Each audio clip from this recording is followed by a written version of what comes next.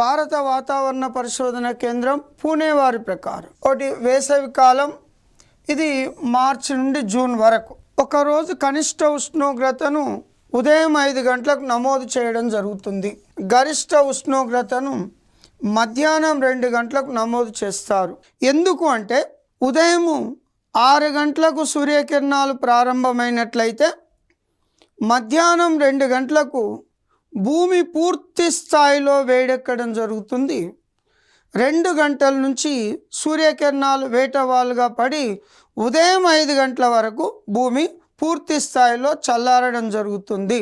So కనిష్ట ఉష్ణోగ్రతను ఉదయం 5 గంటలకు నమోదు చేస్తాం, గరిష్ట ఉష్ణోగ్రతను మధ్యాహ్నం 2 గంటలకు నమోదు చేయడం జరుగుతుంది. మన దేశంలో ఎక్కువ ఉష్ణోగ్రత నమోదైన నెల మే నెల, తక్కువ ఉష్ణోగ్రత నమోదైన నెల డిసెంబర్ లేదా జనవరి.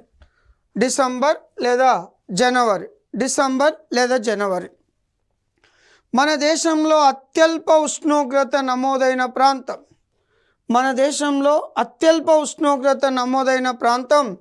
ద్రాస్ సెక్టార్. మన దేశంలో అత్యల్ప ఉష్ణోగ్రత నమోదైన ప్రాంతం ద్రాస్ సెక్టార్.